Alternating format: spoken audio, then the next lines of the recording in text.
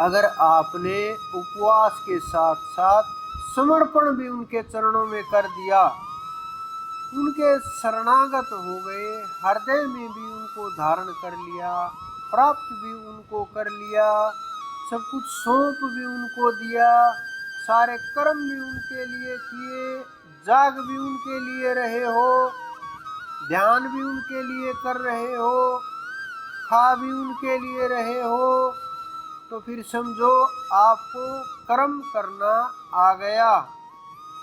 और ये कर्म धीरे धीरे निष्कामता की ओर लेकर के जाएगा। निष्कामता आपके अंदर पैदा होगी, निष्काम कर्म करने लगोगे, और कर्म और अकर्म का जो खेल है वो टूटने लगेगा। अच्छे और बुरे, सुख और दुख, अच्छाई और बुराई, ये सब कुछ समाप्त होने लगेंगी। क्योंकि जाएंगी तो दोनों चीजें जाएंगी, एक नहीं जाएगी कि बुराई बुराई चली जाए, अच्छी अच्छाई रह जाए, ऐसा नहीं हो सकता। तो जितना उस परमात्मा ने शरीर दिया है, जितना आप लोगों के ऊपर कृपा बरसाई है, जो आपको मानव का शरीर दे दिया, कितनी बड़ी कृपा कर दी। आपके अंदर इतना सामर्थ्य दे दिया कि परिवार ने आपको पढ़ा दिया, आपको सिखा दिया, आपको समझने लायक बना दिया। आप ग्रंथों को भी पढ़ सकते हो, सही गलत को जानते हो, पाप पुण्य को भी जानते हो, और सब कुछ पता है कि क्या करना चाहिए क्या नहीं करना चाहिए। जब इतने समझदार हो गए तो थोड़ी सी समझदारी और दिखा दो, उस परमात्मा के शरणागत हो जाओ। और जब आप उसके शरणागत हो जाओगे तो दुख भी उसका होगा, सुख भी उसका होगा, और आपका आनंद कई हजारों गुना बढ़ जाएगा। आपका जो जिम्मेवारी का जो ये चल रहा है कि हाँ ये जिम्मेवारियाँ वो जिम्मेवारियाँ, ये करेंगे, बच्चों को पढ़ाएंगे, पैदा करेंगे, उनकी सेवा करेंगे, ये कर्तव्य निभाएंगे, अब ये जिम्मेवारी बची है, नई ये जिम्मेवारी आ जाएगी। ये जो चीज़ें हैं इनसे फिर आप थोड़ा थोड़ा हल्का महसूस करने लगोगे। ये नहीं कि आप काम करना बंद कर दोगे या इन चीज़ों से दूर चले जाओगे या कर्म से भागने लगोगे। उन्होंने कर्म से भागने का ना उपदेश दिया ना संदेश दिया। वो कर्मयोगी हैं और आप लोगों को भी कर्मयोगी ही बनाते हैं, लेकिन हम उनकी पर्दा लेकर के, आड़ में खड़े हो करके, उनका नाम लेकर के हम बचते हैं उन कर्मों से। और जितना हम उनके कर्मों से भागते हैं उतना ही हम समर्पण से दूर जाते हैं। तो हम उस परमात्मा के अंदर कमियां ना खोज करके, बुराइयां ना खोज करके जब समर्पण करेंगे तो फिर वो हमारे अंदर कमियां नहीं देखता, वो तो बस अपना लेता है, आपके हृदय के अंदर प्रकाश कर देता है और थोड़ा सा जागृत कर देता है। तो आप जीव भाव से उठ जाते हो, आपको उनकी लीलाएं भी समझ आने लगती हैं, रहस्य भी खुलने लगते हैं। उस परम तत्व के अंदर इतनी ताकत होती है, करोड़ों करोड़ सिद्ध उनके एक एक अंश में घूमते रहते हैं। जिनको आप बहुत बड़ा मानते हो, अवतार ब्रह्मा विष्णु महेश मानते हो, वो उस परमात्मा के अंदर एक रोम के अंदर घूमते रहते हैं। ऐसे करोड़ों करोड़ विष्णु वहाँ घूमते रहते हैं। उनको इस प्रकार से, जैसे आपने इस संसार के अंदर रैलियां देखी होंगी, बड़ी भारी भारी नेताओं की, बड़े बड़े महंतों की, बहुत लाखों लोग, करोड़ों लोग इकट्ठे हो जाते हैं। तो वहाँ जिस प्रकार से कोई किसी को पूछने वाला नहीं है, कोई भूखा घूम रहा है, कोई प्यासा घूम रहा है, कोई किसी की गाड़ी खो गई, किसी का कुछ हो गया, किसी का कुछ होगा, उसी प्रकार से वहाँ इतने ही ये जिनको हम श्रेष्ठ समझ के पूजा पाठ करते हैं, इतने ही करोड़ों की संख्या में घूम रहे हैं और इसी प्रकार से वो सर्कल में चक्कर में घूमते रहते हैं, आते जाते रहते हैं। जब इन ताकतवर हमारे देवों की वहाँ ये हालत है, तो आप हम जीवों की वहाँ क्या हालत होगी। आप स्वयं अपनी ताकत से, अपने भाव से और भक्ति से इन बातों को तोलना कि हम उम्मीद करते हैं कि कान्हा जी आए और हमारी गोदी में बैठ जाए। सोचो, वो कान्हा जी पाना इतना आसान नहीं है।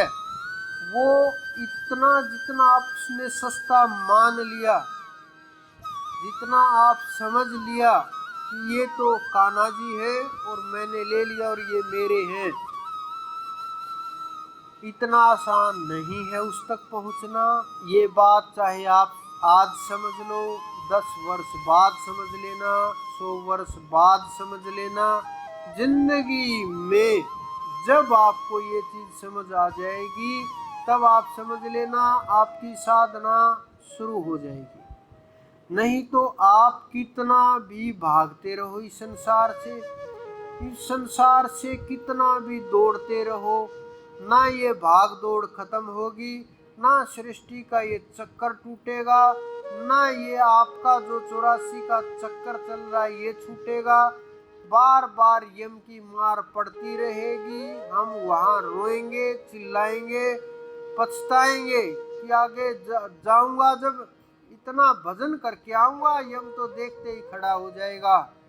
लेकिन यहाँ आएंगे फिर वहीं फंस जाएंगे, यम को तो भूल जाएंगे, सोचेंगे वो तो बाद में कर लेंगे, पहले थोड़ा काम कर ले, पहले 4 काम निपटा लें, वहाँ तो फिर चलेंगे, फिर देख लेंगे, बहुत उम्र पड़ी है। इसी प्रकार से हम संसार के कामों के अंदर, विषय विकारों के अंदर भूल भूल करके, भरम भरम में फंस करके ये जीव की बुरी दुर्दशा हो गई है, जिनको आप बहुत बड़ा सुख मानते हो। इससे बड़ा सुख नहीं हो सकता, वो सुख कुछ है ही नहीं। जब आपको समझ में आएगा कि ये तो है ही नहीं, ये तो जिस प्रकार से लकड़ी रगड़ोगे अग्नि पैदा होगी, उसी प्रकार से ये वासनाओं की अग्नि पैदा हो जाती है और जीव इसको सुख मान करके, खुशी मान करके, आनंद मान करके, उसी के अंदर अटक करके और सब कुछ भूल करके और वही सब कुछ खो देता है और भ्रम के वश जीव उस ब्रह्म को भूल जाता है, जिन्होंने पैदा किया, जिन्होंने भजन के लिए भेजा, जिन्होंने सब कुछ दिया, कृपा करी, और उनको समर्पण ना हो करके सांसारिक छोटे छोटे जिनको बड़ा मान लिया है, थोड़े बहुत पैसे इकट्ठे कर लिए, कुछ विद्याएं पाली, कुछ सिद्धियां पाली, उनको हम बड़ा मान करके वहाँ हम माथा रगड़ते हैं, माथा पटकते हैं, लंबे लेट लेट करके प्रणाम करते हैं। कुछ हासिल नहीं होगा वहाँ, क्योंकि जिन्होंने समय खोज नहीं की, समय प्राप्ति नहीं की, हमने जब समय उनको नहीं पाया, अनुभव नहीं किया, जब खोज नहीं हुई, जब हम उसके हुए ही नहीं, तो फिर किस प्रकार से वो हमारा हो सकता है।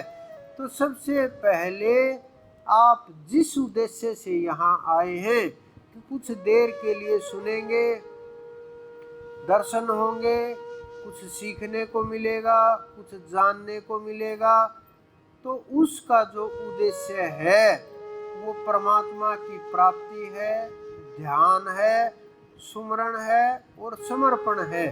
जब आप ये करोगे, जो आपने जितना समय लगाया, आज कुछ लोग बिना पानी के बैठे हुए हैं, तो वो हर समय उनका ध्यान कहाँ लगा हुआ है, अपने अपने ध्यान को देखो बैठ करके कि हमारा ध्यान आज पूरा दिन कहाँ कहाँ गया।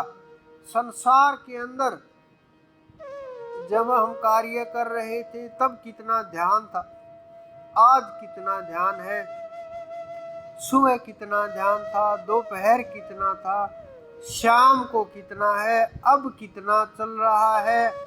हम किस चीज़ का इंतज़ार कर रहे हैं, किसके लिए हमने ये भोजन सब कुछ छोड़ रखा है, उसके लिए जो न कभी पैदा होता है, न कभी मिटता है, न आता है, न जाता है, वो पूर्ण तत्व जिसको हम दिनों के अंदर, तारीखों के अंदर, पुस्तकों के अंदर, गुणगान के अंदर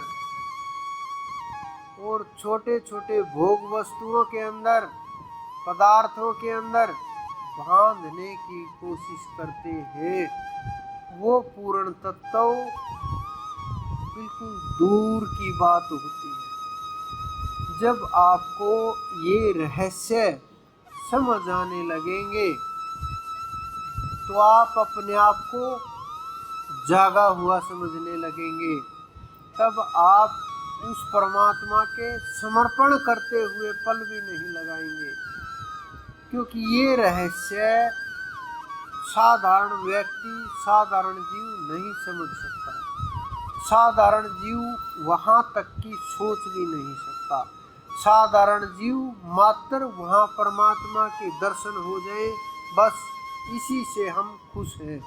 लेकिन वो दर्शन का विषय नहीं है, वो इन आँखों से देखने का विषय नहीं है, वो सपनों से देखने का विषय नहीं है, वो इस संसार में जो हम फंसे हुए हैं उनका विषय नहीं है, वो अलग विषय है। ये आप जब समझ जाओगे तभी सवेरा हो जाएगा।